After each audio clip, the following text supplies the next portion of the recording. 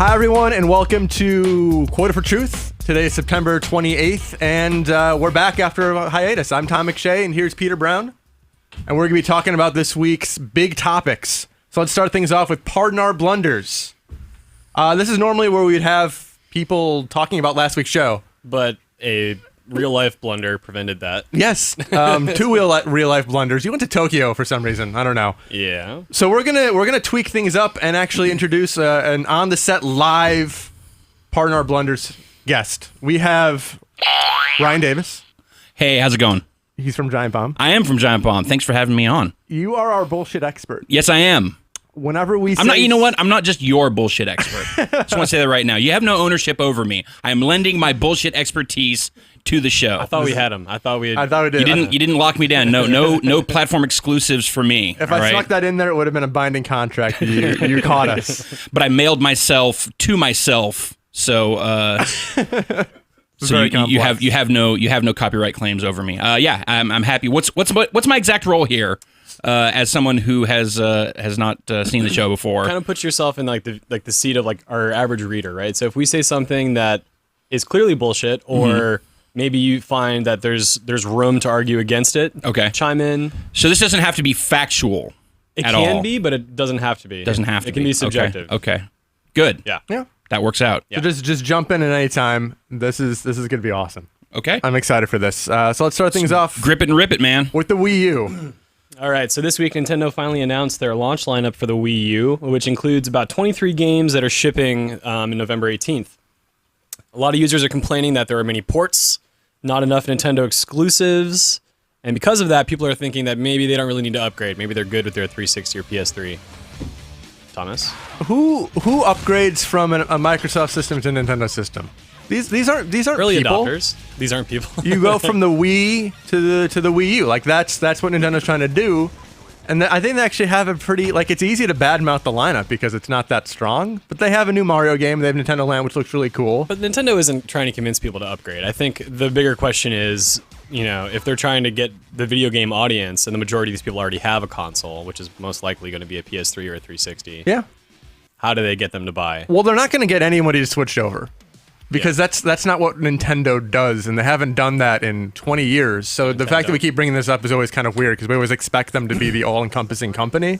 So they're not going to get anyone to do it. Like, if you want to play Call of Duty on the 360, Black Ops 2 on the Wii U is not going to change anything.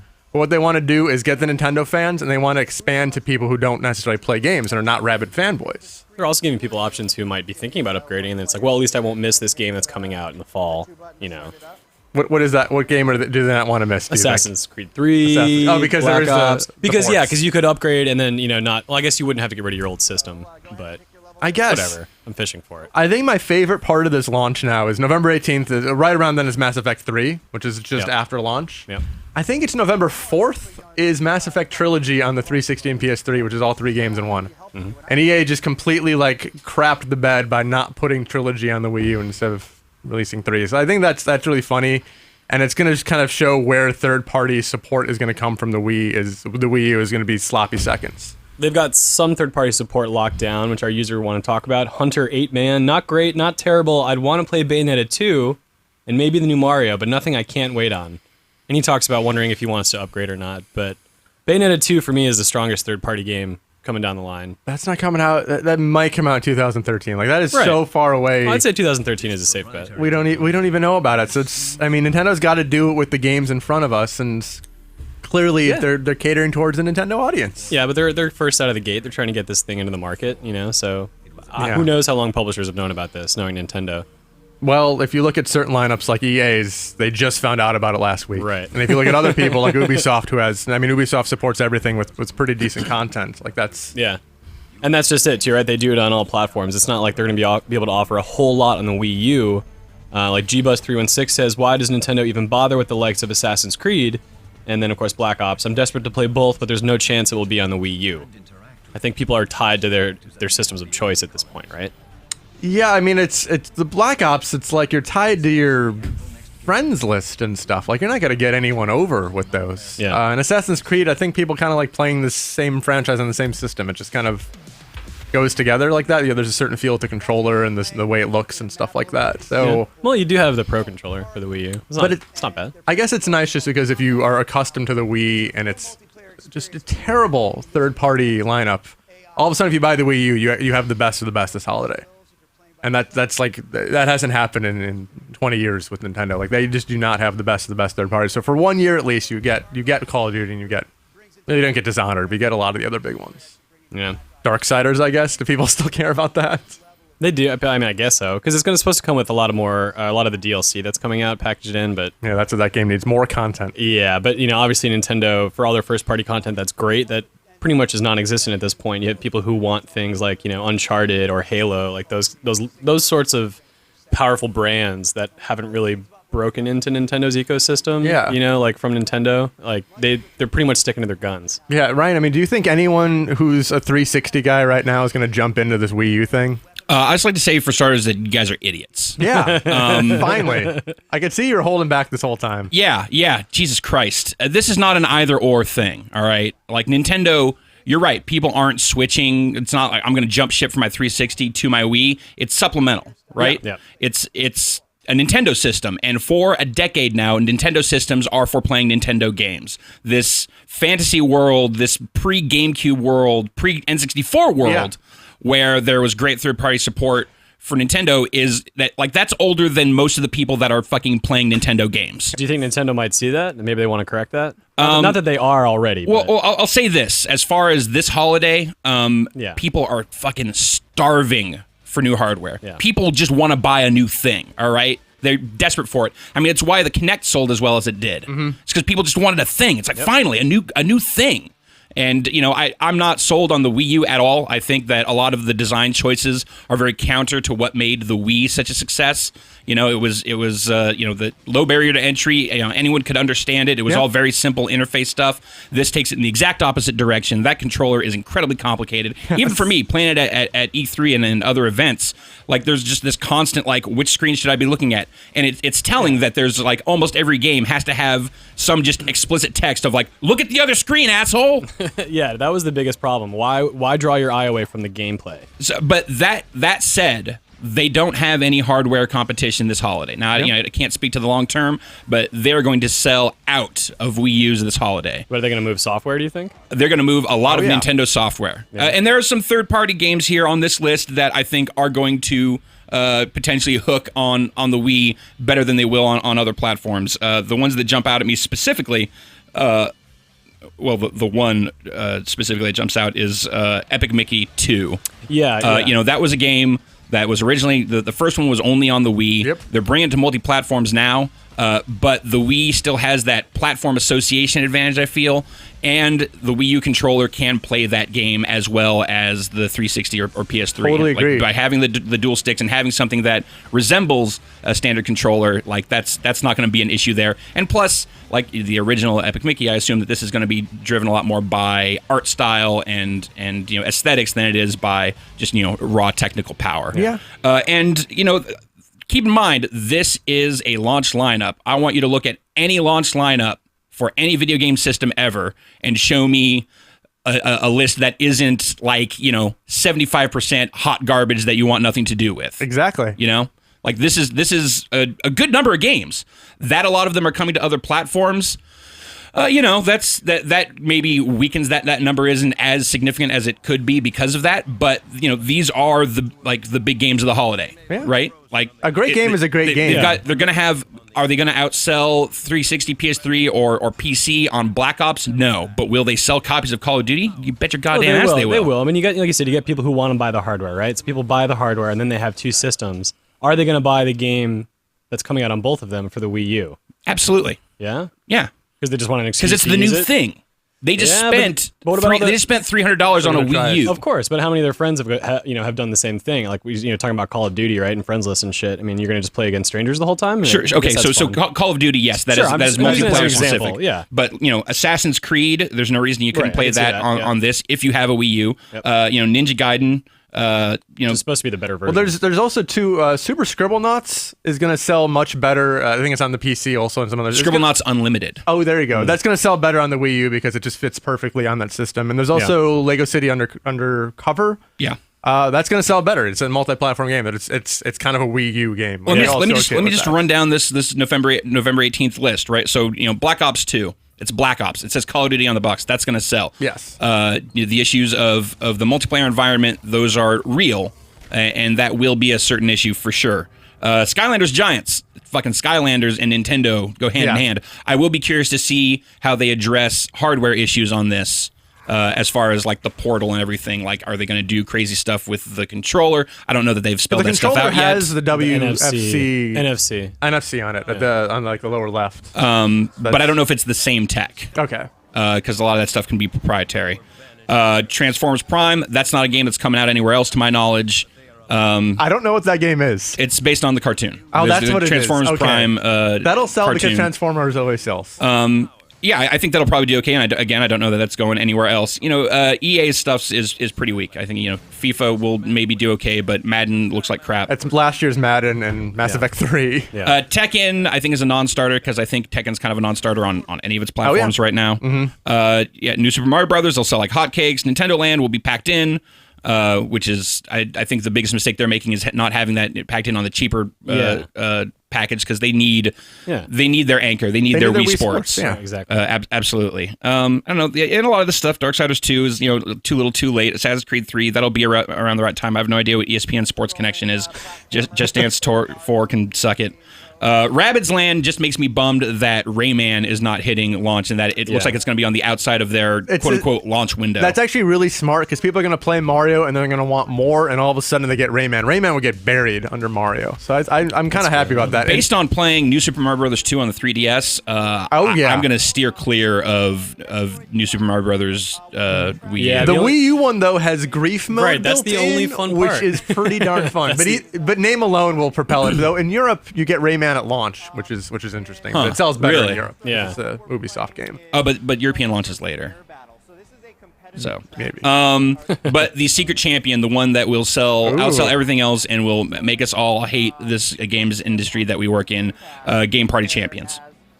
Game Party Champions will clean the fuck up this holiday. Yeah. Game Party was a top-selling franchise on the Wii. I know it sounds ridiculous, but it has a certain name recognition with people who care about the Wii. And there's a chance it's going to do like the here's what the tablet can do kind of tech demos we like. Well, it's taking the place of they don't have like Nintendo Land's the closest thing they have to like their like easy approachable minigame collection.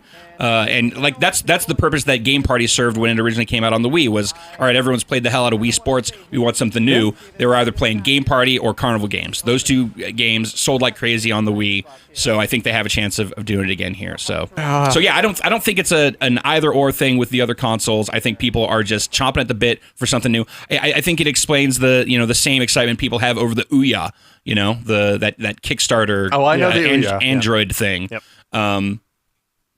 People just want a thing. They just want a thing.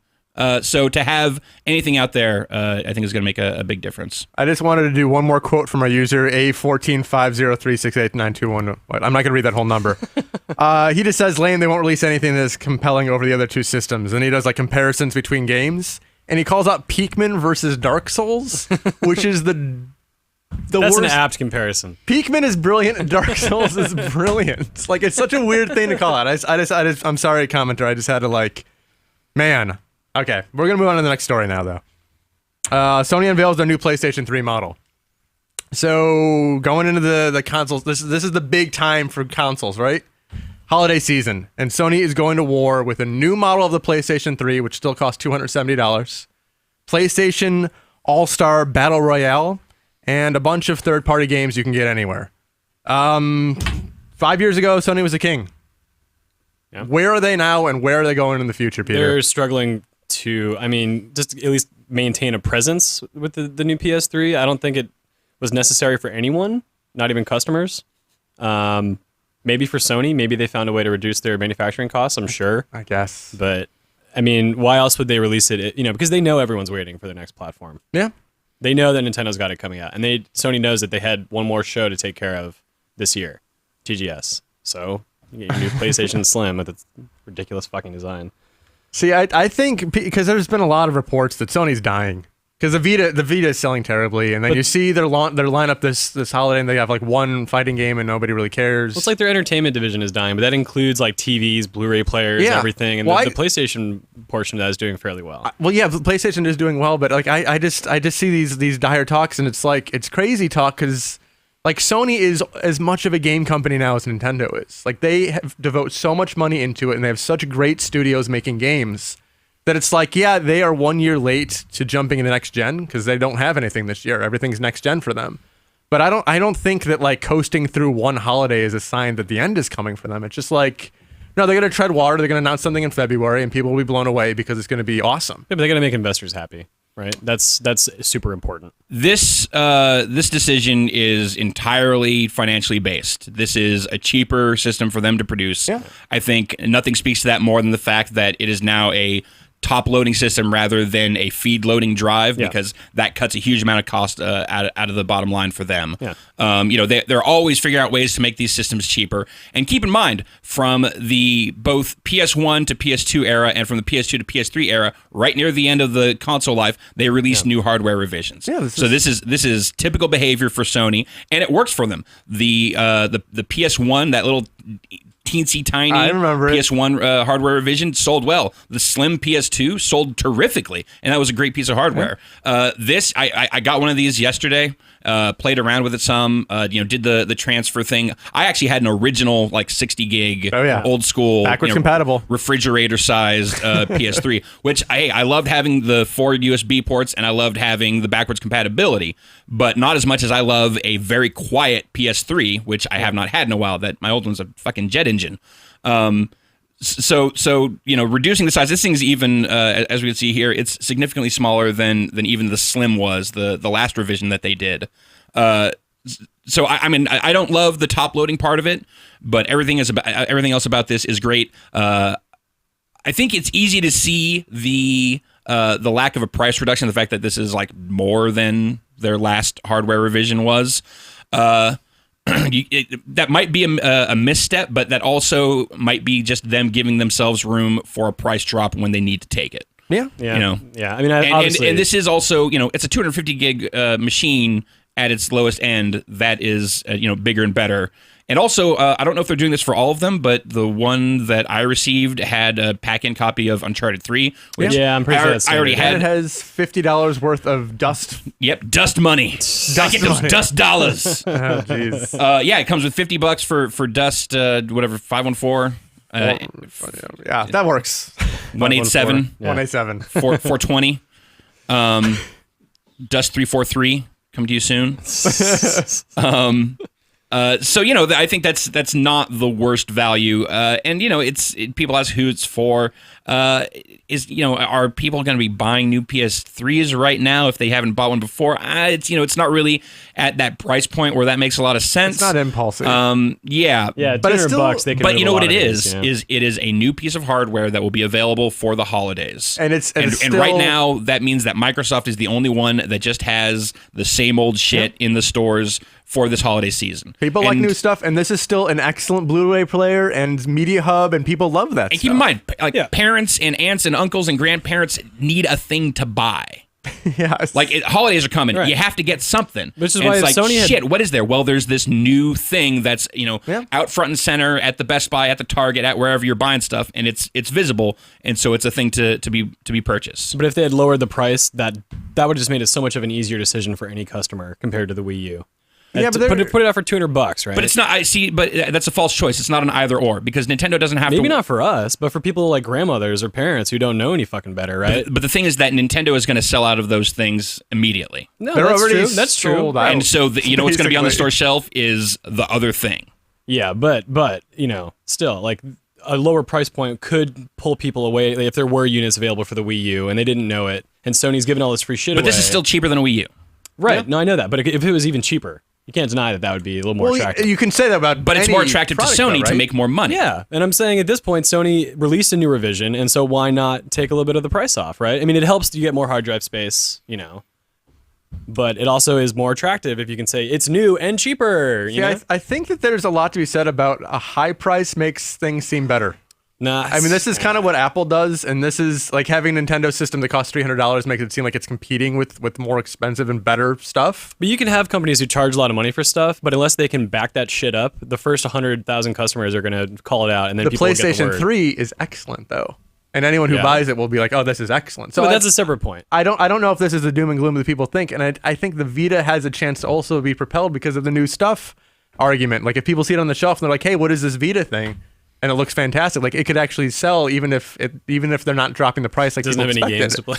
Well, no, it has games. It doesn't have a lot of games after you buy it, but it has 10 or 15 games that are actually like really worth playing. Really? Yeah. 10 or 15? Name The them. launch. Yeah, Name five. I own a Vita, and The I only launch play lineup- Name PSP five. games on it. Name five actual titles. Oh my god. Name five actual titles that I should go. I don't own a Vita. This is the bullshit caller. I don't own a Okay, Vita. because it's like I only review. I'm gonna spend Hot Shots- $300 on a Vita. because Hot Shots and Uncharted are really good at launch. Uncharted? Yeah, it's not excellent, but it's a really good. I'm taking that off the Uncharted. list. Yeah. What was that? I'm taking that If off you the can't list. conv- if you can't you convince just me. went to one of the Well, games you said it's the- are it's great the and worth fourth buying a best $300 Uncharted. fucking handheld for, Ah, 5 games. Gravity Days. You get the new Black Ops, which is terrible, Okay, I'm not putting that on the list. So far, you have one. but it's terrible. You get Assassin's Creed. How am I No, forgetting? right now. Oh, right now. Yeah, I don't want these theoretical games that haven't come out that we don't know if they're any good or not. So Hot Shots is definitely awesome. Okay, Hot Sound Shots. Shapes is definitely awesome. I already have it from a PS3, so take that back it's out better. the list. It's better on this and the Vita, but it's. But I already bought it on my PS3. Man, what else is there? I'm blanking. Is it? Give Yeah. me any other games. Yeah, I would. You have But one. Everything at but launch this is was your like You argument. have You a new 10 to version of a 15. 15-year-old Japanese golf game to sell me on this $300 handheld. Maybe if I could, I should just pull the Give me list. one more I can't think of any. without games. looking at your laptop. What is that? What is that puzzle game that's like black and white and Oogie and Boogie go through Puzzle World? Is that anything good? I think you're Well, I making. got Did one you just game. make this game up? I got one game. One game. I can't think of anything else. Drop the price on the Vita. Forget right. the PS3. You could sell a PS3 at $270 because there's games. You can't sell a Vita at that price because there isn't shit. Hell, there's more games at launch on the Wii U than there are games for the Vita right now. I would say that's Period. correct. It's All right. just, I guess my memory was like every game that comes out is totally worth playing on the Vita, but there's not a lot of games. I guess that's. Well, there's a difference the thing. between worth playing and worth buying. But, Yeah. I guess that's true. Because like the Keep in mind, 3D these are $50 carts that I'm having really to buy. they're really expensive. I guess like for the 3DS, there are just so many bad games that I played, and then there's excellent games too. But there's bad games, and it just feels like the Vita just because has. there's volume. There's there's actually volume, some yeah. churn. No, I mean it's a good point. Yeah, I guess I just haven't gotten to the point where I want to smash the Vita because the game sucks. All right, so we're talking about consoles a lot, but some people think, oh, maybe on the way out, cloud computing and all that great bullshit. We have EA saying that connected TV is a major opportunity for cable providers, and apparently some of them are already looking into it.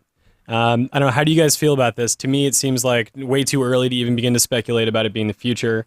I don't think people are ready for it. I don't think the tech is ready. Well, why don't we ask the good folks at OnLive what they think of the future of cloud gaming? Yeah. And they were a dedicated gaming company, not a cable provider that has never been in the games business ever. Yeah, and that's a lot of people are worried about getting such a service from cable companies. You know, they a lot of the commenters talked about like I got 2 words for you. Yeah. Sega Channel. right. Well, it's a little different than cloud stuff, but right, that was the first I'm thing that saying popped it's into my mind. service-based. Yes, from a cable provider. From a cable yeah. provider. And they at least had a partnership with Sega for that, and it was still hot garbage. Yeah, well, I love the Sega channel. Just not enough people bought into it, unfortunately. But I guess the point with this is the problem with console gaming is it's stagnant. Is you get a piece of hardware and 6 years later it's the same piece of hardware, and people like new technology. And there's a lot of look at PC versus 360, and it's a big difference now. So I guess cloud gives you more flexibility to actually grow through the years as opposed to having to physically upgrade and pay money for that all the But time. what's it running on? Well, What is- it's that's the running on problem. it's running on their servers, and they're feeding you the Yeah. video. No, but essentially. what? But like, I'm talking like literally, Like not like just on not your- just theoretically. Yeah. Right. What is the hardware that it's running on? PC because hardware. someone It's gonna be because PC someone hardware. has to program the games for that. So that's the problem that OnLive ran into. So do you just have a PC on the other end? 'Cause Yeah. that's what they did. They just had warehouses full of rack computers where it was one CPU and one copy of the game per stream. Right. And it's a problem that they were never able to crack.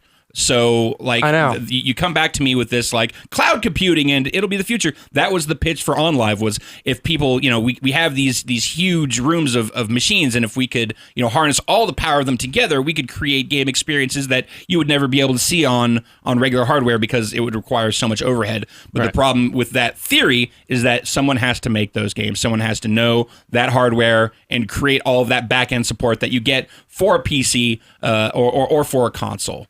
And that's you want to talk about the stagnation of console hardware as being a disadvantage. That's only a disadvantage in like the last 9 months of the system's life, because up till then, the beauty of the console is that it is static. That's the great part, because everyone knows the score. You can program to the hilt on that thing without having to worry about all these crazy variables. And it's the fact that they did not make hard drives a requirement on the 360 at launch is a thing that has hobbled that system since then, because it created this ecosystem where it's like, well, we have to assume that people don't have hard drives going forward on these games, and so they couldn't take full advantage of that part of the system. So do you think it's possible, because I just don't see like a PS4 that it can exist and like a PS3 does now and exist for 6 or 7 years and still be awesome? Do you think that there's still a future for like a standard traditional console?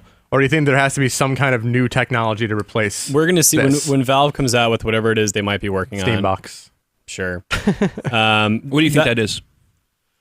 It's.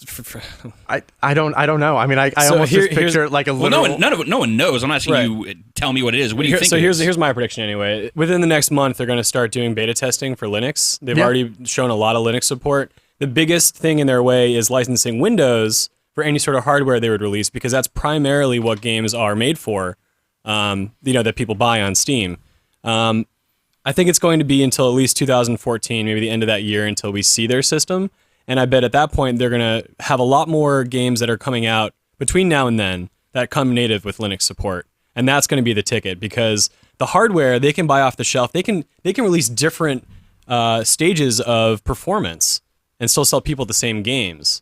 But then getting through the OS is the big hurdle. That's what's getting in the way. And so once they release their thing, you're going to see Sony and Microsoft just like, shit. Microsoft is already trying to push some stuff, connectivity between the Xbox and Windows 8.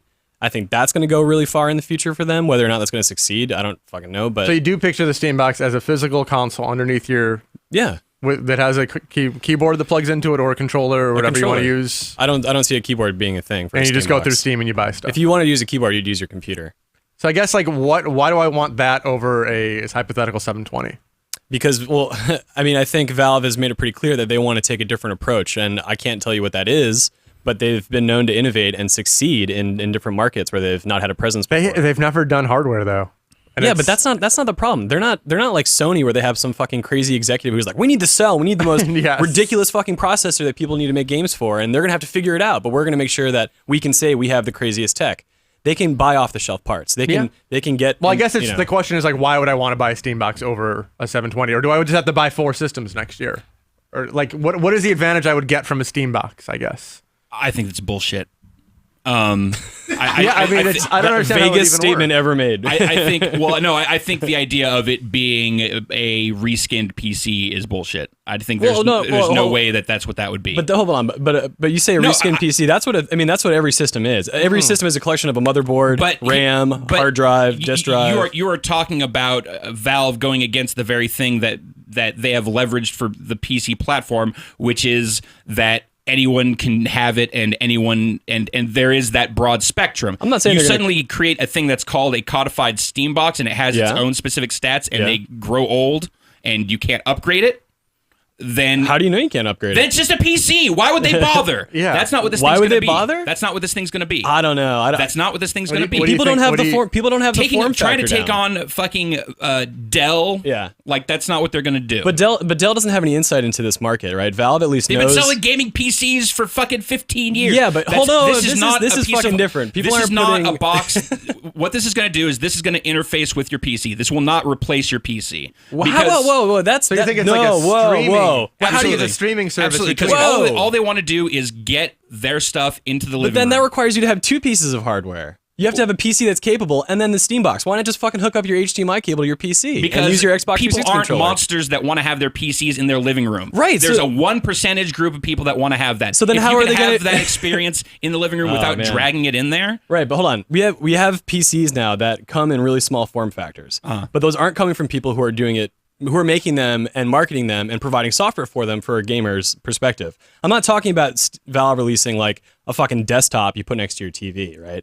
I'm saying something that's as small, if not smaller, than what we currently have as consoles. And regardless of whether you call it a PC or not, every console now has the same general components in it. And people only think PC when they think that it's tied to like an operating system and you have to, have it at a desk and shit Making like that. proprietary hardware Yeah. goes against everything that Valve is about and that PC gaming is about. No, but I'm not saying making proprietary. What I'm saying is releasing different You're saying making a PC. if you want to call it that. If it's not a PC, then it's proprietary and it's a console. Dude, I don't know what to tell you, man. Like, You're wrong. no. Tell me you're wrong. Nope. Tell me you're wrong. Because you're wrong. So Nope, I guess the question... If that's all you have is nuh-uh. No, because you're not listening to me. argument. No, I'm telling you, Valve can leverage PC manufacturers of different components to buy enough like graphics cards, right, of a certain size. And then they'll say, okay, we will sell this model with this graphics card, this one with this one, and this one with that one. People can still have those parts in their PCs. Therefore, it's not proprietary. How much does this thing cost? I don't know if they can do it. Like, you can buy a relatively okay gaming PC right now, $500. That's without monitor. That's very expensive.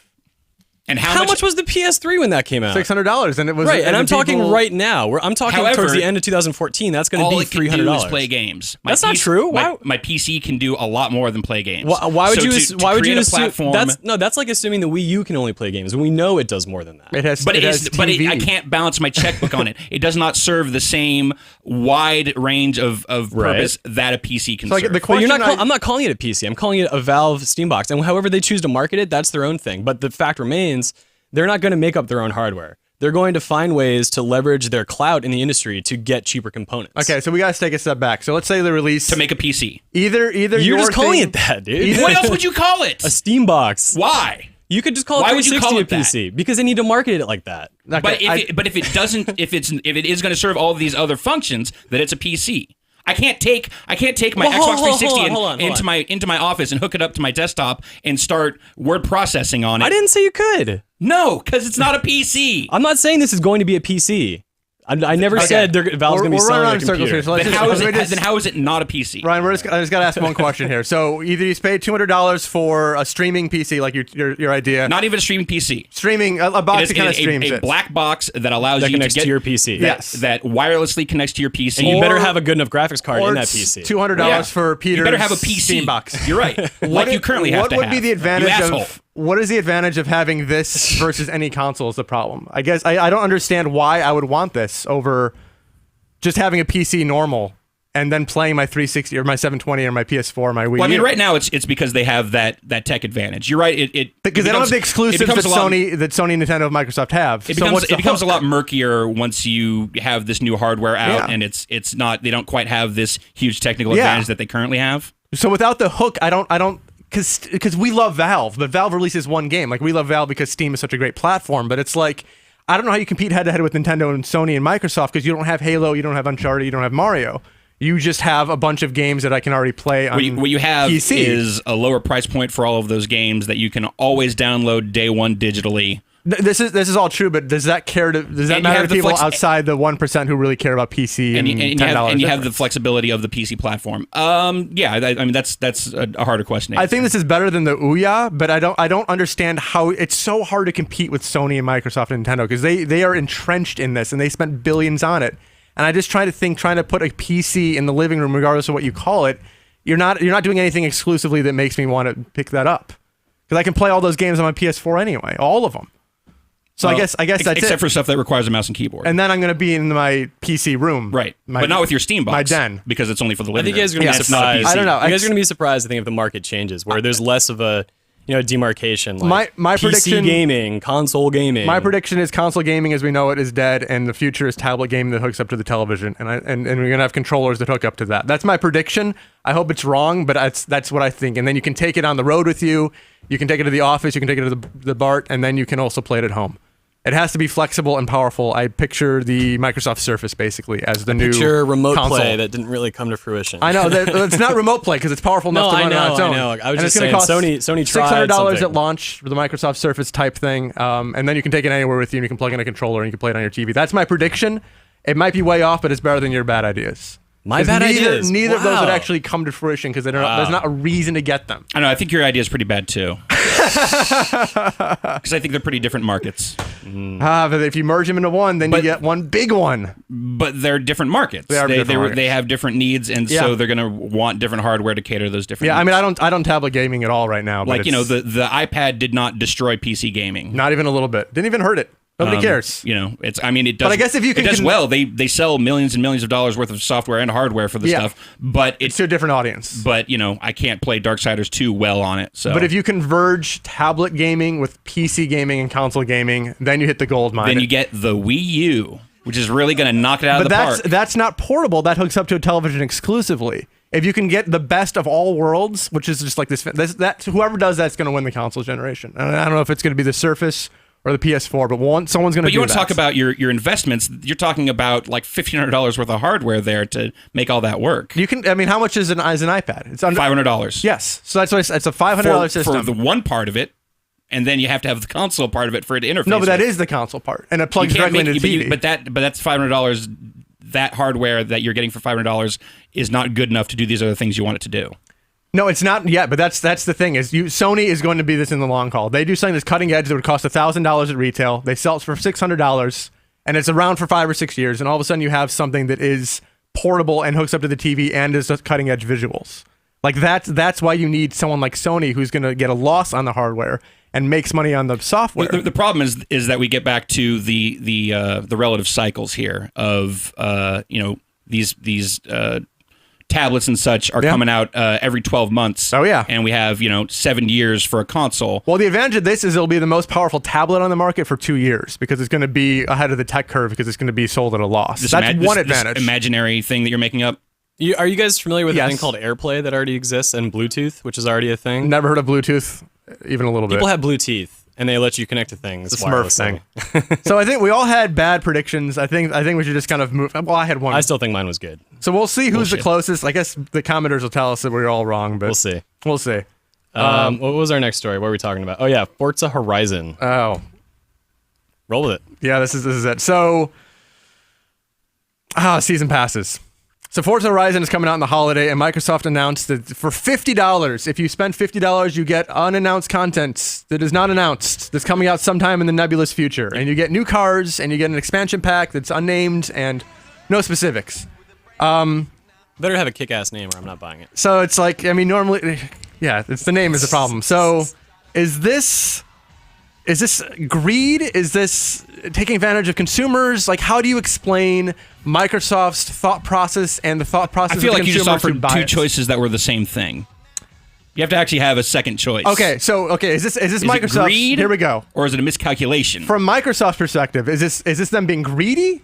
Or is this them having such a bad business model, because AAA games are expensive, that they need to do this in order to recoup the cost of a game that's going to sell 1.5 million copies? It's not the latter at all. I think they know people will buy it. People like to do that. This is just taking advantage of people who want to save $8 and buy sight unseen. That's what you think. Well, greed maybe, but if they do follow through and you do save that $8, that's not greed. Also, I think they're just they're figuring out the limits on this stuff. We still don't know what people will pay. It's figuring out like, okay, what do people consider to be reasonable for the content that we're selling them after the fact? Yeah. And I whether this is like, bald-faced greed, I think is going to come down to how much content is in the actual game. It's always a question of like, there's this sense of like, oh, DLC, you're just holding back stuff that should have been in the main game, which is often a bit of a fallacy. Especially when you're talking about a racing game, though, where they're holding back cars. Because you could put those cars in the game. You could, but here's a question. If there's enough in the game for $60 to be okay, doesn't matter if they could have. They gave you $60 worth of value in the game. Yep. But then you get like the Burnout Paradise, and it's like $60 for the game. And they were experimenting. They gave so much free content. Like they gave away free. And then do you know how much they charged for? About $50 worth. Yeah, so after the free content. They've done this experiment before, and they're continuing to try to figure out, where the line is. So, $50 for me. I'm not going to spend $50 on Forza Horizon stuff. There are people that will spend $50 on Forza Horizon stuff. I mean, if you want to talk about the real nasty stuff, it's the consumables. It's the way EA has approached stuff with, the way the Mass Effect 3 multiplayer stuff worked for, buying random items. Oh, yeah. Or the way the FIFA stuff has worked with the trading cards, or again, consumables, stuff that, I'm not paying for a thing, I'm paying for a power-up. This is very true. I guess that's a lot shakier ground. So, if they figure out like, hey, all this DLC we're going to release over time is going to cost you this much, and if you buy it all up front, you'll save yourself $8. Yeah. Call of Duty Elite. There's plenty of other services and ideas that have operated under similar idea. It's not greed if people pay it. It is. Okay, we got to touch on the Season Pass idea, because Season Pass is the most asinine business model in gaming. Maybe Kickstarter is, because you're buying on a promise that isn't even, they're not even telling you what it is. Yeah. And we've had problems. Well, Kickstarter, you're not buying. Kickstarter's not a store. Yeah, it's not a store, but you're giving money to like an idea. Investing. You're investing in an idea. Well, you're technically not investing. You're donating. So we've had problems in the past. Uncharted 3 had their Season Pass. It was like Fortune Hunter. And they promised all current and upcoming DLC packs. And then 6 months later, they're like, well, this isn't included. Right. So we've had companies, great companies, the best companies, Naughty Dog, renege on their promises already. So when are people going to understand that Season Pass is gouging you? Season Pass is taking advantage of your fandom, and Season Passes should not be supported. Like, because we complain about this, but then we also buy into this shit. But only bad Season Passes. It's not a fundamentally corrupt idea. It's only bad when people fuck it up. But LA Noire had a great Season Pass. You bought the stuff up front, you got a bargain on it, and all that content was good. There have been examples. There's a couple of that. There have been examples. Well, what I'm saying is like, okay, maybe there. Oh yeah, okay. Uncharted 3, that's fucked up. Yeah, agreed. But there are still situations where it can work, and if they handle it correctly, can be consumer friendly. I guess, and keep in mind the bottom line of all this stuff is them trying to head off used game, which is its own ball of yarn. Yeah, and but bottom line, people are paying for this stuff, right? It's up to the user to decide whether or not it's a good deal for them. I also my original question is do they need to do this to make up for how expensive games are? And I think that actually ties into it, because as we've seen, racing games don't sell as well as they used to, and this game will sell 1 million, 1.5 million probably, and it's expensive to make, even though they're reusing Turn 10's assets. Like, this might just also be we don't have to sell quite as much because we're going to get a few of these pre-orders, and that's going to offset the bad sales. That's a pretty lofty claim. But AAA gaming is really expensive and puts a bunch of developers out of business. You're lumping a game that is on a modern console and looks nice with AAA gaming in general. I think AAA gaming encompasses a lot of different things than just looking pretty and being able to be on this does not have the huge budget, since it's a lot of recycled assets and stuff like that. So it's not quite as, it doesn't need to sell as much as something like Skyrim. But it still needs to sell, and it's not going to sell a ton because it's a racing game and people don't buy racing games. It's not going to sell a ton because you have to pay $110 to get what you want out of it. I don't think that's a fair thing for them to, to assume, to bring it to market, because we're pretty sure we're going to get people to pay another $50, so yeah, we'll make the game. it's just such an underhanded business. I really don't like taking advantage of your most loyal fans. So I have a question. Yeah. What's worse? Is it this? Is it the $50 season pass? Okay. Or is it the $120 special edition? That's a good question. 120 special edition comes with so much filler garbage usually. Yep. Usually. Art book, that you're throwing soundtrack, your money away. Like remote control car. You could hold value in some of these things, but yeah, I think for the most part, you're not getting your dollar's worth. Most of the time that they put they double the price tag or triple the price tag because it's like, I need that BioShock action figure and it only exists in this package. For me, it's always the carrot on the stick. Is always there's some digital good, there's some in-game thing that you can only get through the big stupid package. I don't want physical. I have too much shit as it is. Oh yeah, I have too much game stuff in my house as it is. I don't need more remote control helicopters and night vision goggles. I already have one of each. I'm good.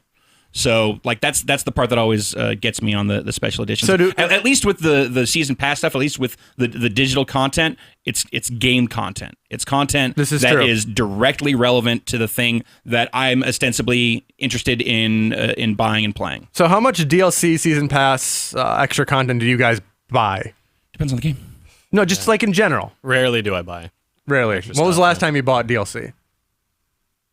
Oh God, I put you on the think it was spot. for Final Fantasy 13 too for part of the guide. Okay. Ryan, like, what about you? Single player. If it's a single player game that I like, I will always buy the single player DLC. Okay, so what's like something that you... Assassin's Creed had some great single player DLC. LA Noire, the extra cases that they put out for that were fantastic, and I played all of those. Okay. Mass Effect 2 had some fantastic single player DLC. Mass Effect 3, not so much, but I did buy Leviathan just because it's.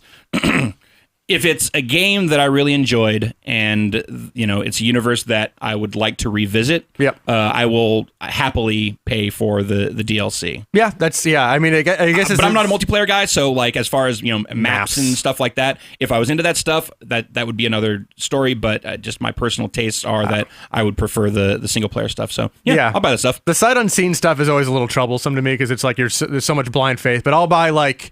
the Dark Souls DLC that's coming out October 24th because I love Dark Souls. So would you buy a season pass for Dark Souls for the next Souls game? See, the thing with Dark Souls is I will give them whatever money they want. Right. Because that's the kind of developer I love. But so other people will do that for Forza. Yeah, or we'll do it like he said for multiplayer. Because I don't even care about the content. Sometimes I just buy stuff just to have it. But I guess going back to the map packs. But I mean that's the same. Like to me, like the pre-buying thing is as bad as pre-ordering. Like, I believe that it's worse than pre-ordering. Because at least pre-ordering, people have played Dishonored, they know it's good.